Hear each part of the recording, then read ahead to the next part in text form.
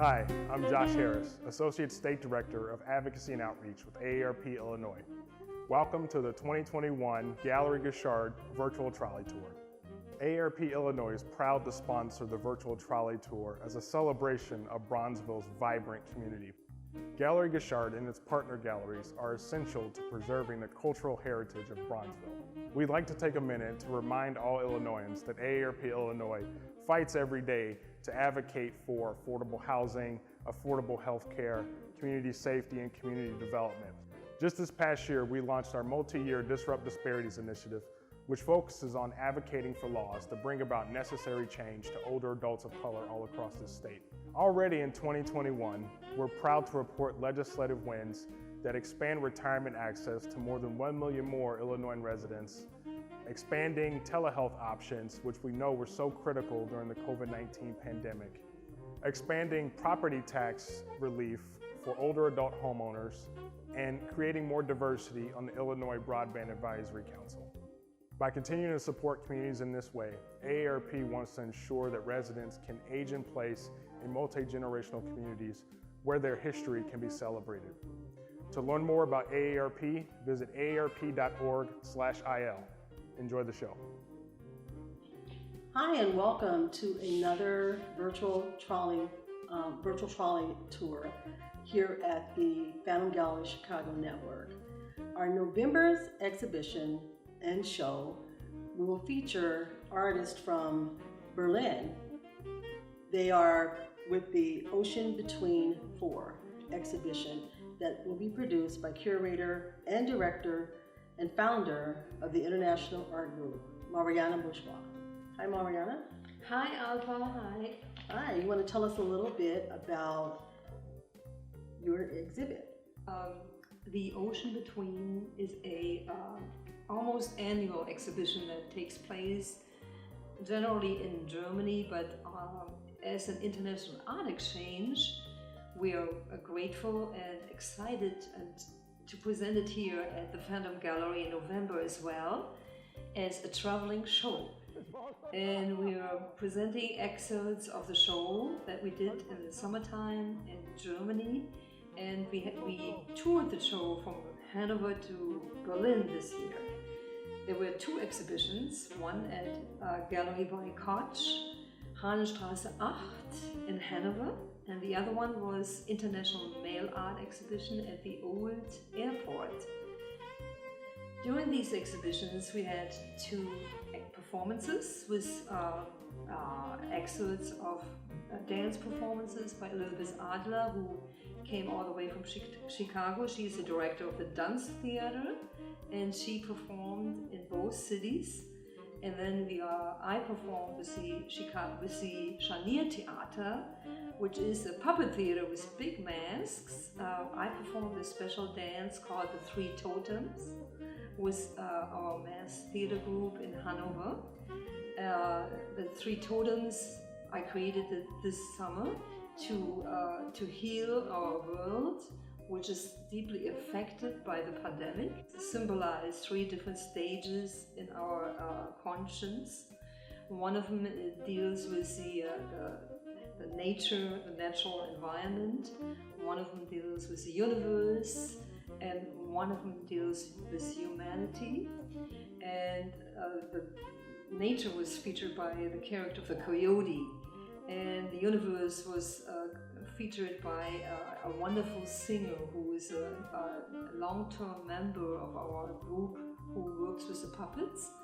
She was singing very important songs in regards of healing the world through 3 things, dedicated to the community and humanity and to the biblical story. That was one of our touring shows from Hanover to Berlin. We performed this piece twice. Now, the exhibition featured about 18 artists from 4 different nations in the summertime. And in November, right here, we have the most important folks who I'm presenting them that I brought excerpts from this fall for the trolley tour for the Phantom Gallery to present. A little bit about why you take these tours and these adventures. Well, International Art Adventures is one of the platforms that we developed together with Phantom Gallery a long time ago, and I'm very happy to have met Alpha Bouton, who had initiated this whole movement with me a long time ago. She came to Berlin with us, with Ina Lunkenheimer, and we did a lot of wonderful things together in Berlin. Kind of developed this kind of international exchange over time for many years. So this is how it all started, actually. Right, and we can talk about those, we call it explorations and the time that we spent and how we toured, but also the artist here in Chicago. When we go to some of the salons, you want to talk about that and the different artists that have been like the core group. The International Art Group Chicago, we are hosting salons in various neighborhoods here in Chicago to create a deeper network between the different communities on the south side, the north side, and the west side.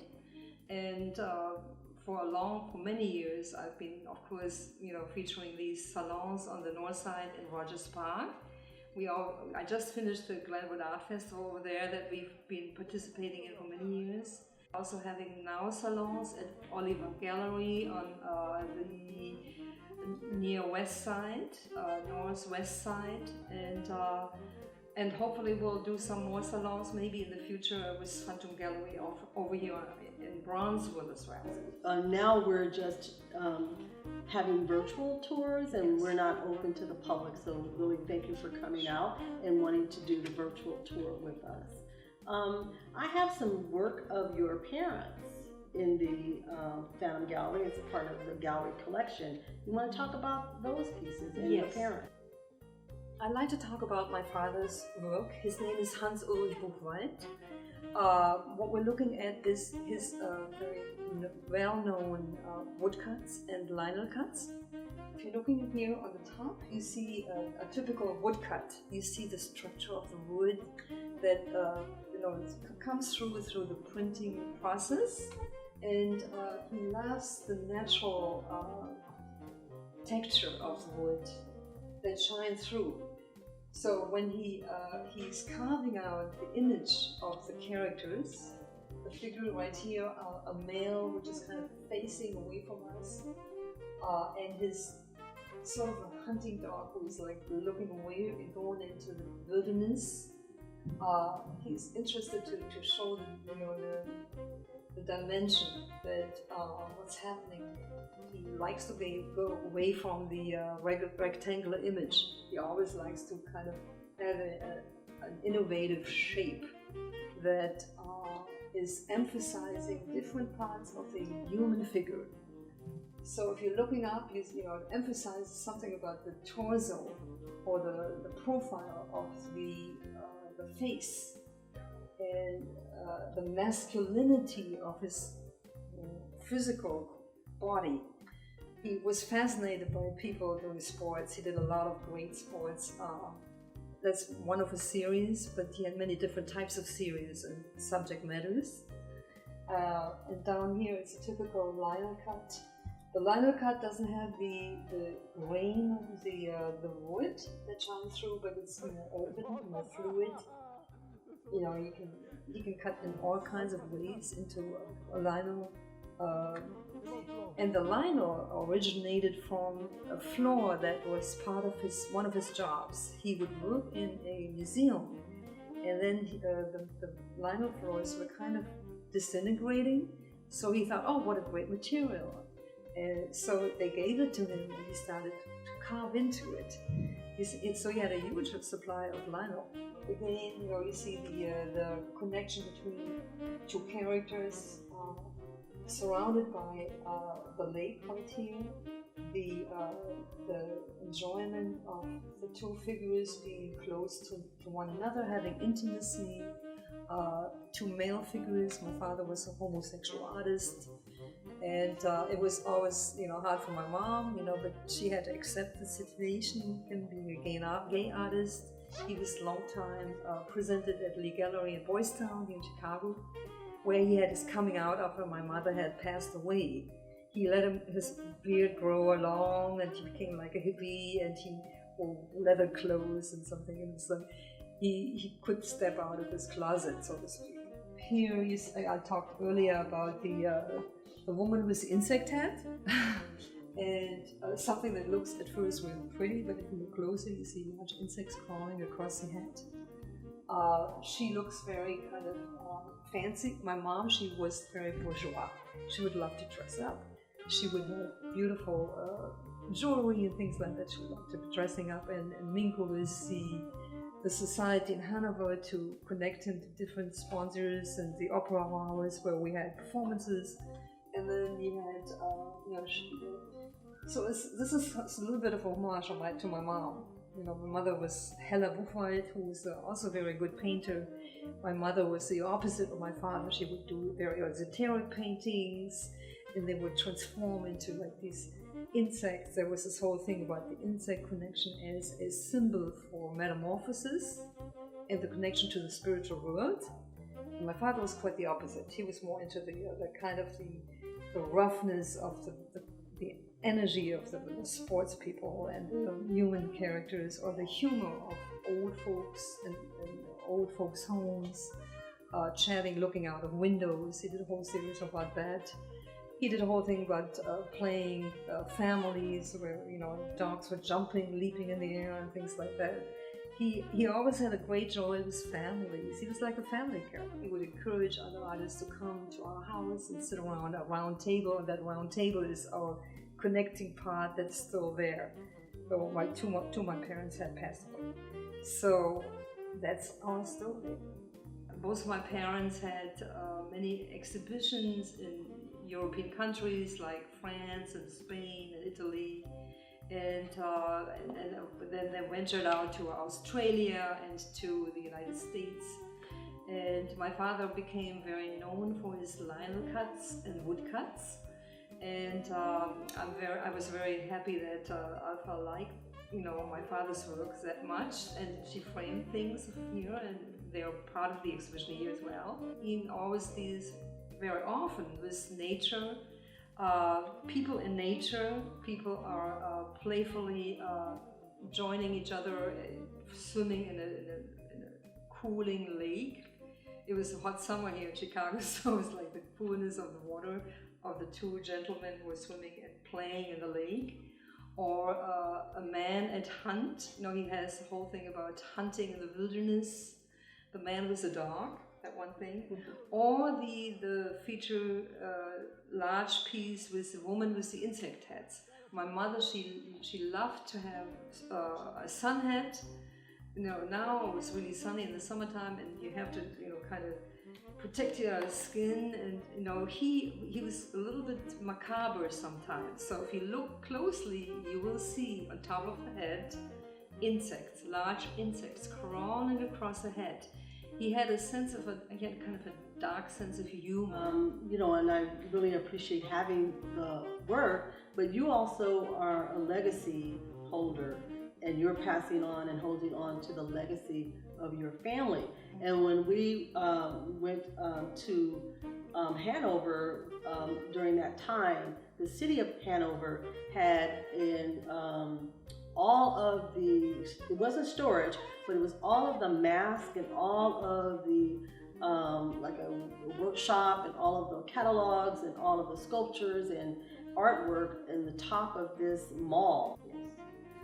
Yes, the city of Hanover has established sort of a support system, a non-for-profit for my father's legacy, which consists of many sculptures and large irregular shaped paintings and the many big masks and puppets.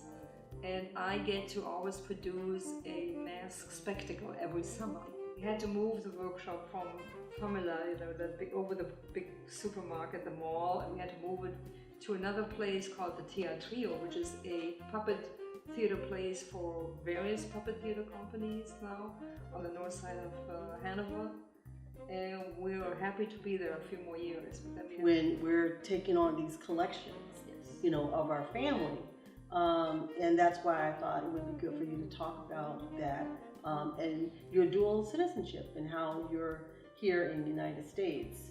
Yes, legal residency in the United States, and I'm grateful for that situation. As you know, now it's really hard to travel these days.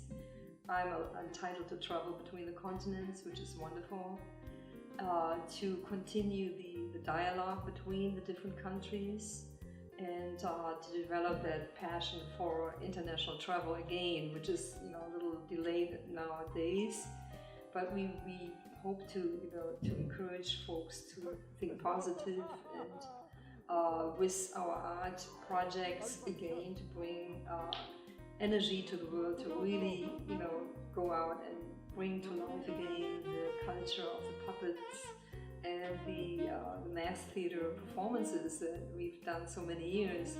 Last year we couldn't do it, so we did one here at the University of the Eastern University. Mm-hmm. In the summertime there was not much we could do, but we did the Ocean Blues performance with big butterfly masks. That was really fun. Right, and you have that, and we'll show that image Mm-hmm. when we do our PowerPoint to show our audience your work.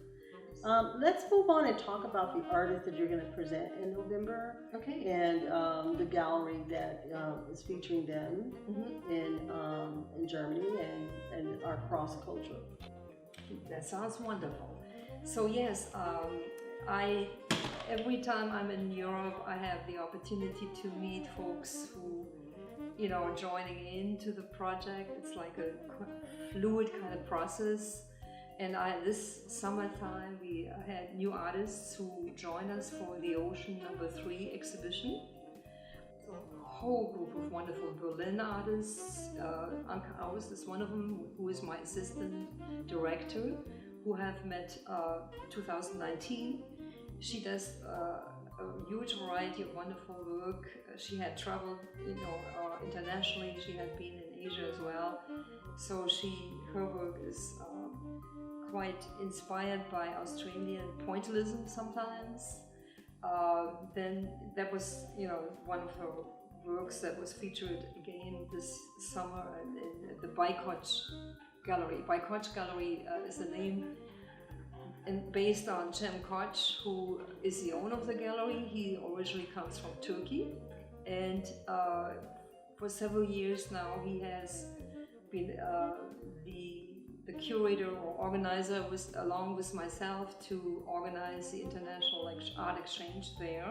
He also presents quite famous artist Tim Ulrichs, who is known for his conceptual art, and who is known at the Sprengel Museum, a very popular museum in Hanover. The Sprengel Museum features work, internationally on a large scale, and is known for the Kurt Schwitter collection and the whole Fluxus movement. This November we have artists. One of them is originally from England. His name is Nigel Peckham, and his work is quite lively. He's a wonderful painter. He has studied in London and in Braunschweig. And then now he has been a teaching artist for many years. He's quite known in Hanover for his large-scale paintings, very colorful paintings. And this work that we're going to see here is called In Search of Nelson. The other artist who is now presented in November, his name is Knut Go, a long-term friend of mine who Alpha, she met him before. He actually had performed with me the Uptown Beacon Street Gallery with, under the direction of Jackie Taylor, who is a known name in the African American community. In 1990, long time ago actually, we did a performance called The Spirit, a long time ago, but that goes far, far away. Continue these friendships with my long-term friends in Germany, therefore I'm able to deeper develop these networks. And then of course we have a new artist. Her name is Katrine Harmon. She makes very large-scale paintings, and this one painting is called Hommage à Picasso. It's a brown shade. She's interested in the whole thing about different cultural backgrounds as well.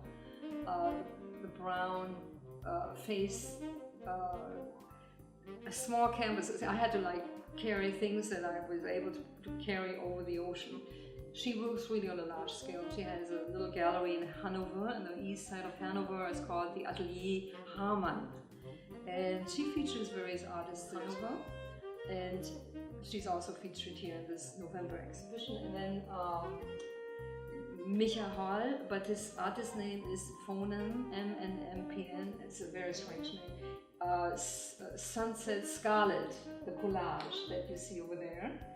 And then you have a work by myself, which is Wild River Girls, and that's the green painting of mine. In terms of the style of work, it's eclectic in different mediums. Yes. And the reason why we carry minimalist work in our suitcases when we travel, because it's export, import rules about shipping art and paying for that and getting it in customs. Yes. So whenever we travel, we take art that is portable, and we can put it in a suitcase and it can get through customs because it's like private. Mm-hmm. Some of the artists made the mistake of shipping art and the curator couldn't pick it up from customs.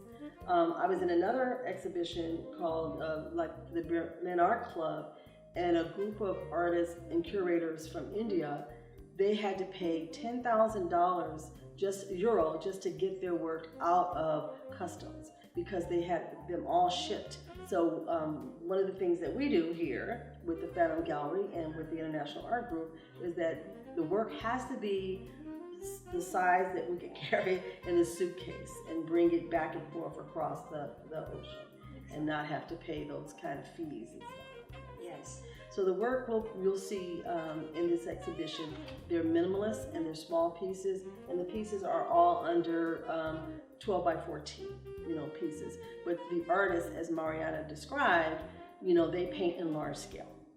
Simon Parfumant, he's a pretty amazing photographer. So we have photography as well as part of the media. And Cem Koc himself is a filmmaker. And we did start working on a trailer for the November show with Shalaka Kulkarni, who is an Indian artist. She lives in Elgin, and she actually, performs in the trailer for this particular show. He's going to send us a link if you can see it eventually. Great. Yes. So those are the artists. I think one of the things is that what is very important is that we have the multicultural aspect of our shows to really feature each other, have the dialogue of cultures, have an open-minded cultural dialogue, and also have an interdisciplinary approach to include dance, theater, film, performance, mixed media, installation. And if we have another option for maybe next summer in 2022, when things not become more normal, to have another symposium of the arts where people actually all can create something together and collaborate.